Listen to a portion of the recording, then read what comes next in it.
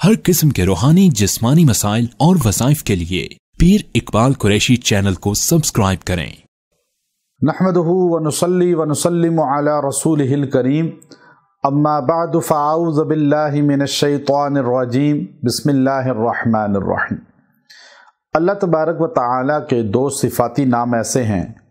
اگر آپ ان وظائف کو پڑھ کر، ان ناموں کو پڑھ کر جب اللہ کے حضور دعا کریں گے، کوئی مراد مانگیں گے، اللہ پوری فرمائے گا،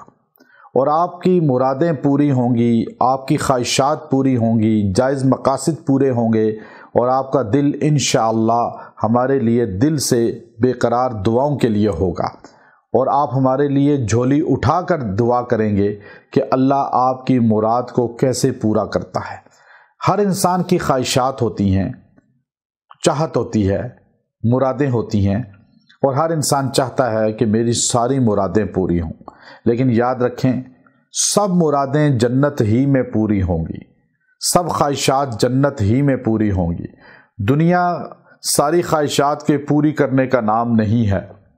دنیا میں اگر ساری خواہشات پوری ہوں تو اسے اللہ کے رسول قید خانہ ہی نہ کہتے، اسے الدنیا سجن المؤمن و جنت الکافر کہا گیا، کہ یہ کافروں کے لیے تو ہے جنت لیکن مومنوں کے لیے قید خانہ ہے۔ آپ کی آزمائش گاہ ہے، آپ کو یہاں پر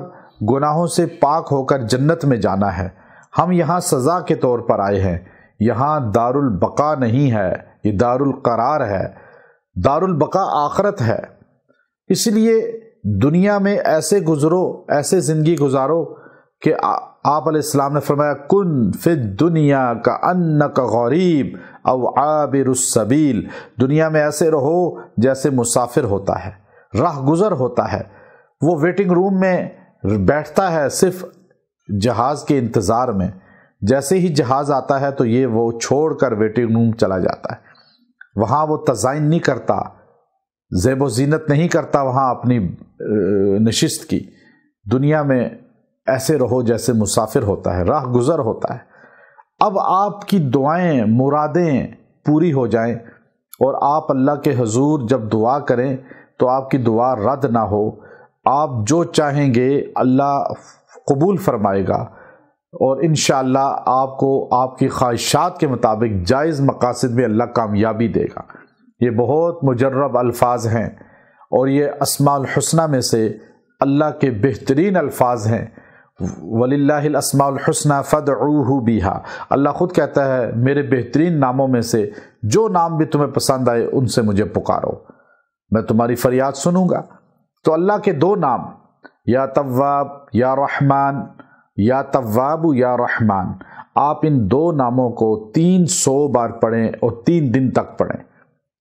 اور کسی بھی پہر پڑھ سکتے ہیں، دن یا رات میں،